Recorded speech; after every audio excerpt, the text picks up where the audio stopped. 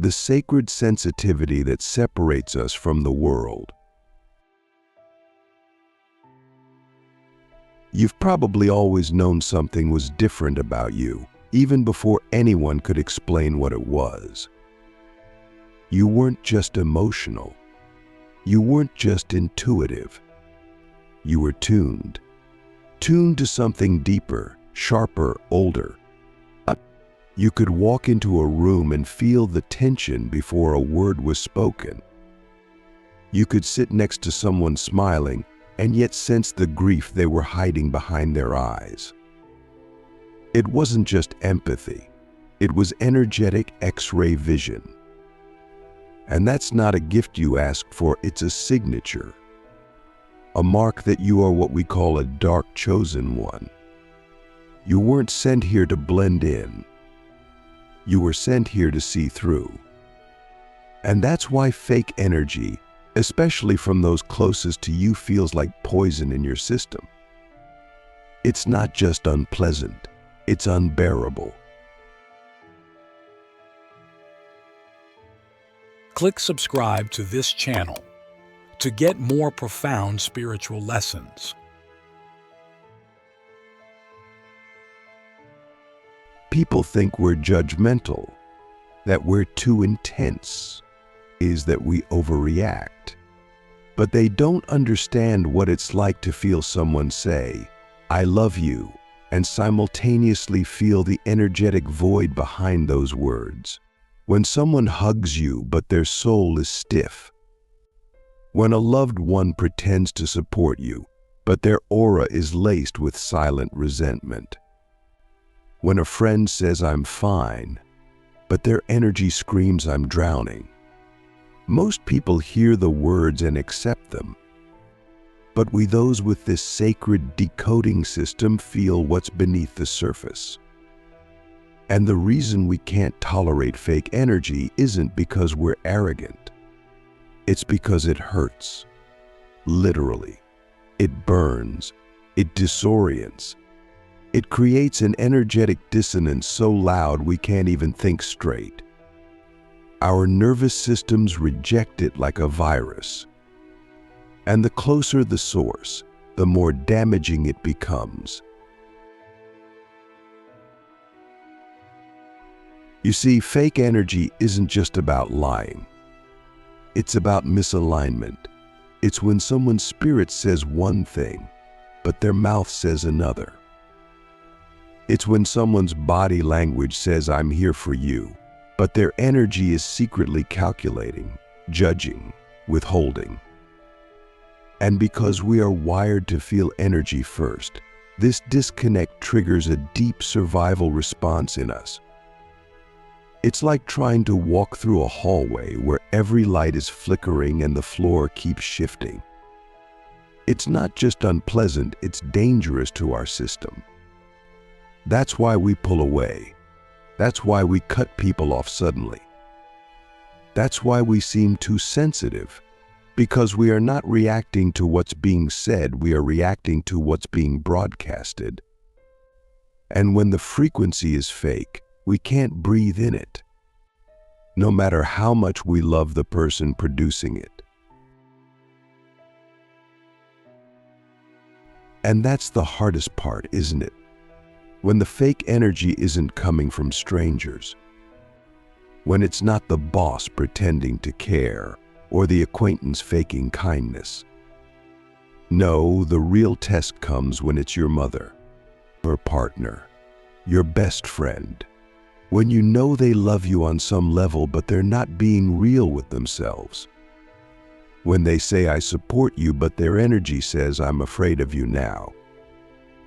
When they say, "I'm proud of you," but their aura is heavy with envy. When they say, "I'm listening," but their spirit is closed. That's when the heartbreak cuts deepest. Because we want to stay, we want to love them. But our energy field starts revolting.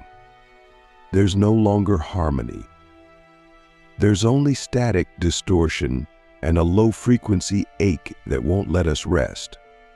And so we pull away, not out of malice, but out of necessity. You might wonder at times, why am I like this?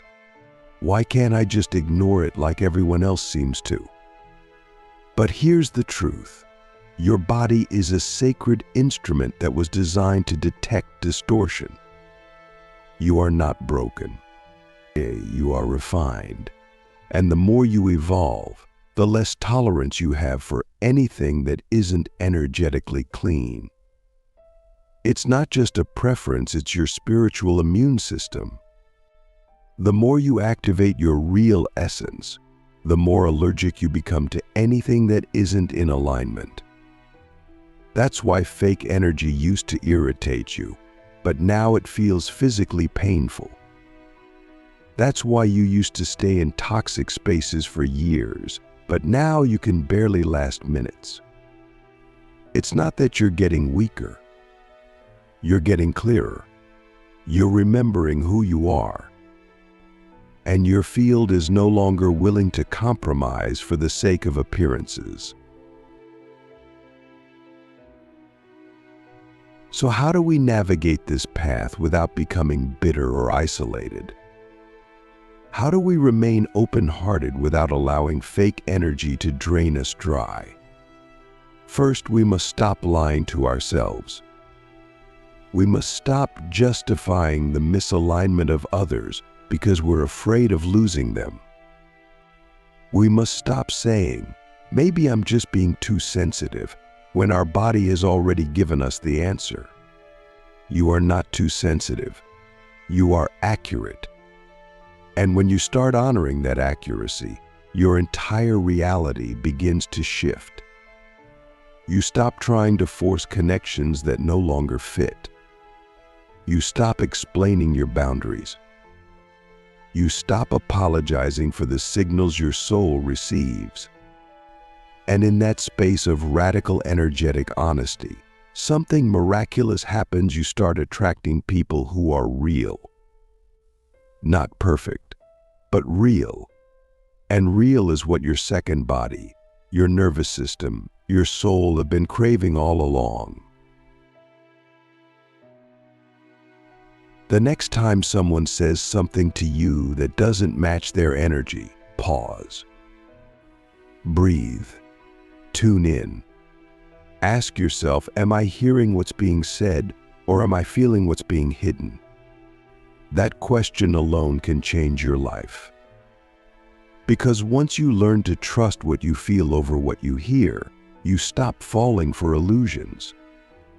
You stop getting entangled in projections. And most importantly, you stop betraying yourself just to keep the peace. Because the truth is, if peace requires you to ignore your own frequency, it's not really peace, it's energetic self-abandonment. And you, as a dark chosen one, did not come here to abandon yourself. You came here to embody truth so unapologetically that everything fake has no choice but to fall away. The pain of seeing through people, why dark chosen ones struggle with love and loyalty. There's a specific kind of heartbreak that only the dark chosen ones know. It's not the kind that comes from being ghosted, cheated on, or even betrayed in the obvious ways.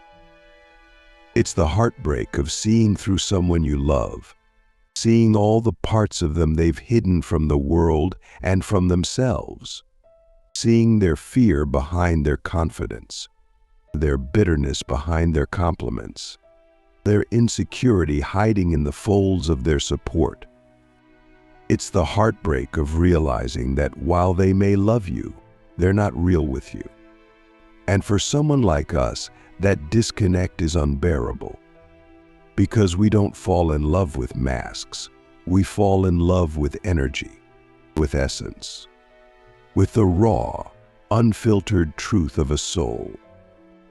And when we realize that what someone is showing us isn't it, we feel like we're holding a hologram, a projection, a ghost of who they could be, but refuse to become. You see, most people can live with illusion. They can stay in relationships where the energy is off, as long as the words are sweet. They can maintain friendships that are convenient, even if the connection feels artificial. But we can't, not because we're better, but because we're built differently. Our bodies reject false frequency like an allergic reaction. We get sick around fake people. We feel dizzy in dishonest spaces. We lose sleep when the energy is off. And the deeper our bond with someone, the more intense the reaction becomes. It's not just emotional, it's biological. It's spiritual. It's as if our system is programmed to purify the field around us, and when that field is polluted by deception, our own vibration starts to suffer. And this is where the internal war begins, because we don't want to walk away. We don't want to cut them off. We love them. We remember their soul. We see the version of them that's buried beneath the fear, the ego, the performance.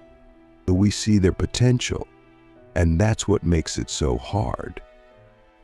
We're not just grieving the relationship, we're grieving what it could have been, had they chosen to be real. Had they chosen to meet us in the frequency of truth. But time and time again, we find ourselves in love with people who can't go there. Not because they're bad, but because they haven't done the work. They haven't faced their own shadow. They haven't confronted the parts of themselves that are still performing for acceptance. And so, when we show up with our rawness, our depth, our X-ray perception, they flinch, they freeze, they retreat. And we're left feeling like we're too much, when in reality, we were just too honest for their comfort zone. The irony is, the more we evolve spiritually, the lonelier it can feel. Because the higher our vibration climbs, the more obvious energy becomes. We start to see the micro-fake moments, the half-truths, the subtle manipulations, the smiles that don't reach the eyes, the I'm fine-s that vibrate with sadness, the desire to connect clashing with the fear of vulnerability. And once we see it, we can't unsee it. That's the curse and the gift of being a dark chosen one. We don't just see people, we see through them. And that level of sight is not always a blessing. Sometimes it's a burden, because it means we're constantly navigating a world where most people are wearing masks, but we're not allowed to wear one ourselves. And then we ask ourselves the question we've asked 1,000 times, can I stay, even if it hurts? Can I keep loving someone who's not being fully real with me? Because we know they mean well. We know they care. But care isn't clarity. Kindness isn't congruence. And love, without energetic honesty, begins to feel like a trap. Because what we crave more than anything is resonance. The feeling of being met fully, deeply, authentically. And when that's missing, even the most beautiful connection begins to rot from the inside out. We try to ignore it. We try to be patient. But deep down we know if the energy isn't real, the bond won't last. Not because we want to leave, but because our soul can't survive in a room where the frequency is false. So what do we do? How do we love people who aren't fully honest with themselves? Do we abandon them? Do we confront them? Do we wait for them to catch up? The answer is layered. There's no one size fits all. But here's what I've learned. We don't have to stop loving them, but we do have to protect our field. That means radical boundaries. That means not gaslighting ourselves when the energy feels off. That means allowing distance when necessary. That means loving people from a place of truth, not obligation. Because if we betray our own energy to preserve a connection, we aren't really loving them, we're sacrificing ourselves for a version of the relationship that isn't even real. And that's the ultimate lesson. Fake energy destroys real love, because love can only thrive in truth. And if the truth is being filtered, diluted, or hidden, then what we're experiencing isn't love, it's a performance of love, a simulation. And the dark chosen ones weren't sent here to play pretend. We were sent here to embody the frequency of truth so fiercely that it either awakens people or exposes their fear. And that embodiment isn't always received with gratitude. Sometimes it's received with projection, rejection, or rage. But that's not our fault. That's the cost of carrying a frequency that exposes what others are still hiding from. So I ask you now, can you love someone without lying to yourself about who they are? Can you stay open without staying silent about what you feel? Can you be compassionate without compromising your clarity? These are the questions that shape our path. Because we are not here to judge, but we are also not here to dilute. We are here to be the mirror. The living reminder that anything fake will eventually collapse under the weight of truth. And when it does, we'll still be standing not because we were right, but because we were real. When your nervous system becomes your guide, the body's rebellion against energetic lies. There comes a point in your journey where your body begins to speak louder than your mind. You start to realize that your nervous system has been trying to tell you the truth long before your thoughts ever could. The tightening in your chest, the subtle nausea, the sudden fatigue, the way your body pulls back when someone enters the room, it's not random. It's not drama. It's not anxiety. It's guidance. And for the dark chosen ones, this is where the path becomes both powerful and painful. Because when your nervous system becomes your compass, you can no longer lie to yourself, not even for love.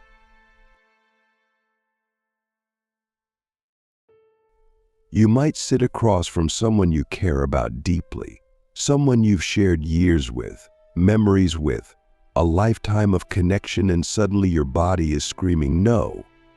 Not because they've hurt you directly. Not because anything has changed on the surface. But because their energy is no longer aligned. You feel the performance. You feel the distance. You feel the subtle withdrawal of soul to soul presence. And your body begins to react. Maybe subtly at first. A headache. A feeling of being drained. But the longer you resist the truth, the louder the body becomes. Until eventually it's not just a whisper, it's a shutdown. Emotional, physical, energetic. Your system begins to collapse under the weight of the dissonance. And no matter how much your mind tries to rationalize, your body refuses to cooperate. This is where things get real, because most of us were trained to override our bodies to maintain relationships, to ignore gut instincts in the name of loyalty, to accept energetic incongruence because they didn't mean it that way. But once you awaken to your second body, your energetic field, you can no longer do that. Your nervous system becomes your most honest ally. It tells you when something is off, even if the words sound sweet. It tells you when someone's smile is hiding a dagger. It tells you when someone's presence is polluting your frequency. And it doesn't care who that person is: blood, partner, best friend, mentor. If the energy is false, your body will revolt. And that revolt is not punishment, it's protection. And yet, this is the part that tears us apart, because we don't want to walk away from people we love. We don't want to admit that someone we've trusted is no longer safe on a soul level. We don't want to believe that the connection has become contaminated by fear, ego, or silence. So we fight ourselves. We stay longer than we should. We negotiate with our own intuition. We use spiritual language to gaslight our nervous system. It's just a trigger. Maybe I'm projecting. Maybe I'm not being compassionate enough. But deep down we know. We've always known. The body never lies. And when we finally surrender to what it's been telling us all along, we realize we weren't crazy. We were just finally listening. So what do we do with this sensitivity? How do we live in integrity with our energetic truth, while still showing up with love and compassion for others?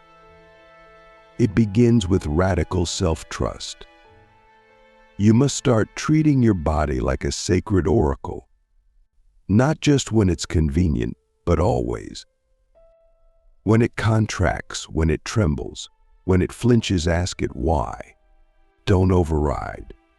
Don't push through. Don't spiritualize your way out of your own signals. Sit with them, journal them, speak them out loud. Get curious, because every sensation is data. Every reaction is a message. And when you learn how to interpret the language of your body, you become unmanipulatable. That's the real power. The more you trust your nervous system, the less you fall for energy that's out of alignment. You stop needing proof to walk away. You stop needing someone to betray you outright before you set a boundary. You stop needing words to justify what your soul already knows. You stop explaining yourself. You stop defending your decisions. Because the truth is, once your body says no, the conversation is over.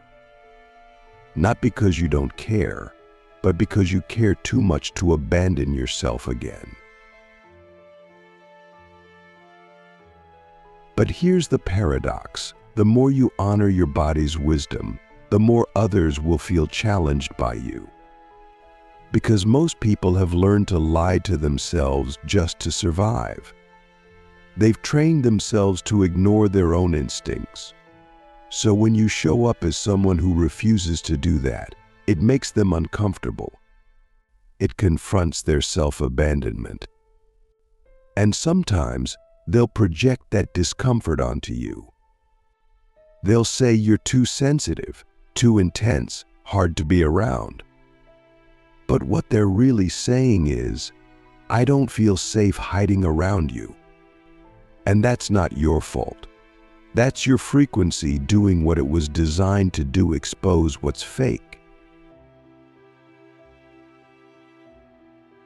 This is why we must be so discerning with who we allow into our space. Not from fear. From frequency hygiene.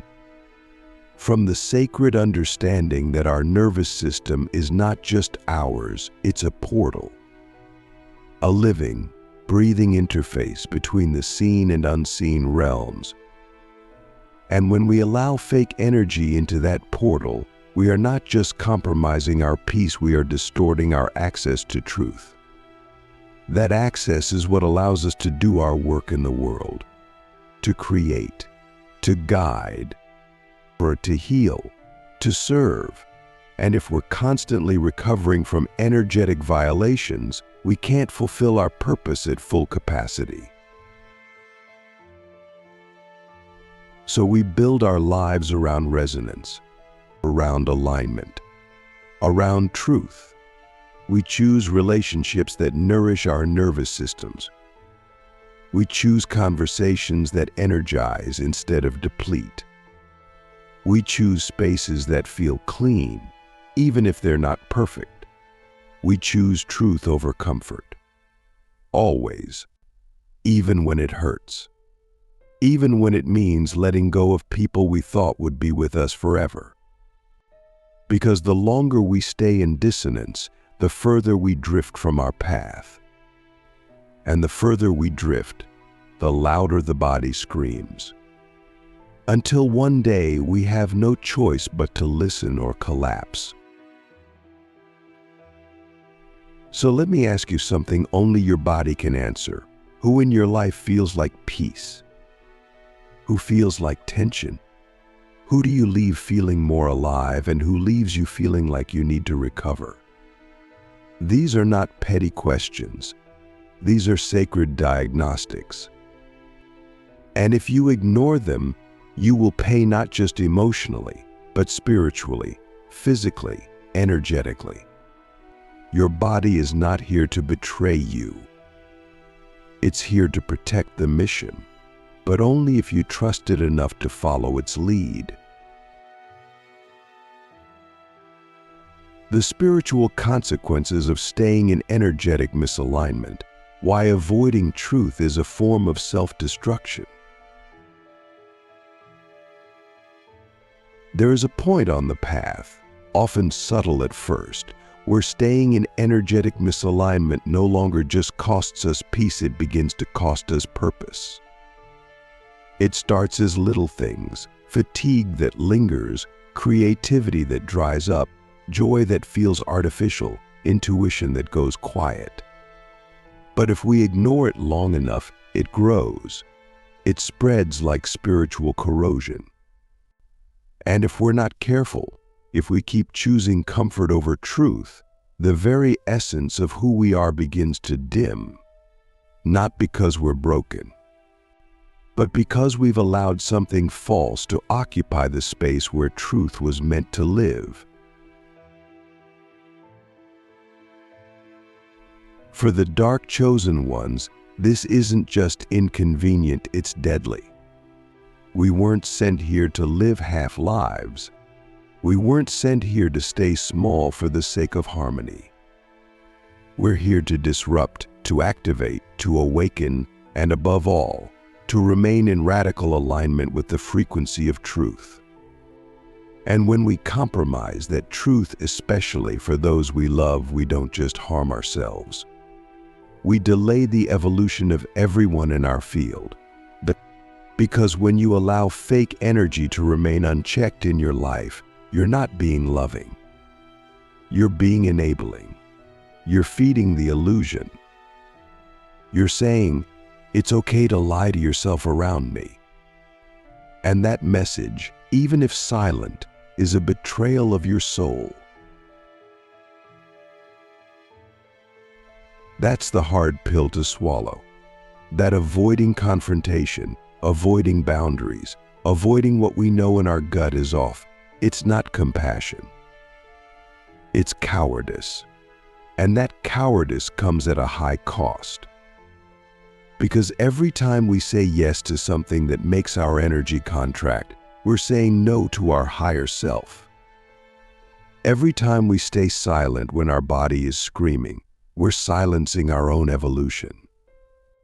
Every time we keep someone close who drains our life force, we're delaying the very mission we incarnated to fulfill. And the universe doesn't take that lightly. When you're called, when you're chosen, when you carry codes the world desperately needs, there are consequences for not showing up as who you truly are. And the consequences don't always come as punishment. They come as lessons, as losses, as decay, as the slow unraveling of a life that once felt aligned. You lose your spark, your vision blurs. You begin to question everything. Not because you're lost, but because you've betrayed your own frequency. And the longer you stay in that betrayal, the more disconnected you feel from yourself, from source, from the path. Until one day you wake up and realize you don't recognize yourself anymore. Not because something happened to you, but because you kept saying no to what you knew was true. You might tell yourself, but they need me. They're not ready. I don't want to hurt them. But let me ask you this. What happens when you keep protecting others from the truth, but no one is protecting you from the cost of holding it all inside? Who's looking out for your nervous system? Your truth? Your alignment? Because if you keep sacrificing your clarity to preserve someone else's comfort, you're not saving them, you're slowly erasing yourself. And that is not noble. That is not spiritual. That is self-abandonment dressed in loyalty. And here's the deeper truth. When you stay in misalignment, you delay their evolution too.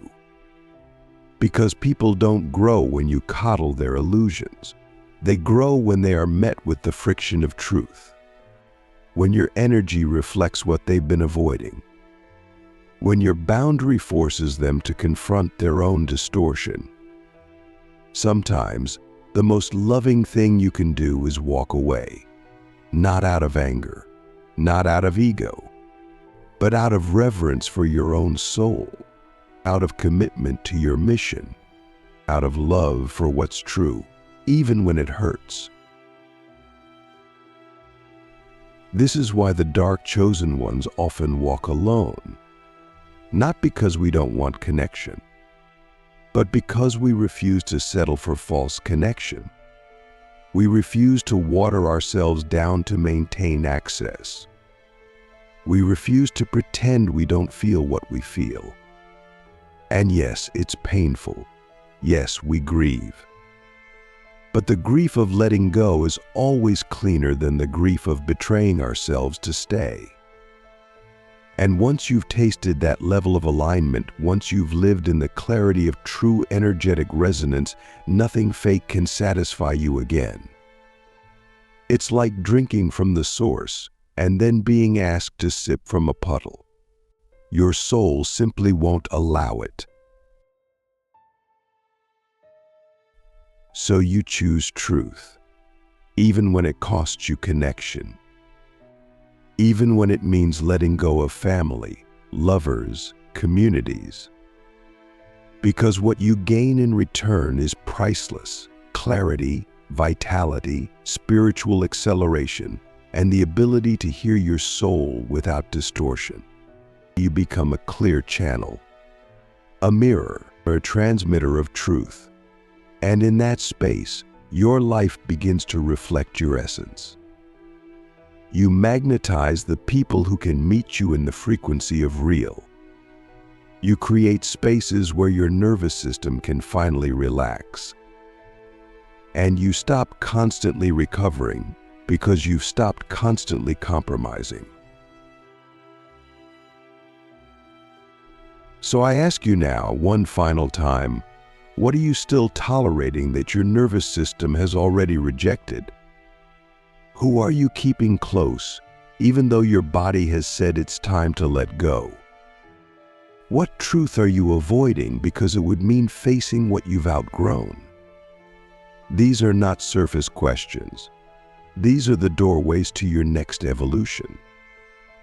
And if you ignore them, you'll stay stuck in loops of almost healing, almost awakening, almost becoming. But if you answer them honestly, fiercely, Without apology, you will unlock a version of yourself that is undeniable. A version that is clear, grounded, magnetic. A version that no longer tolerates fake energy because your field has become too sovereign to be contaminated. That is the path of the dark chosen one, not an easy path, but a holy one. You didn't come here to be liked. You came here to be true. And your body has always known that. Now it's time for your life to reflect it.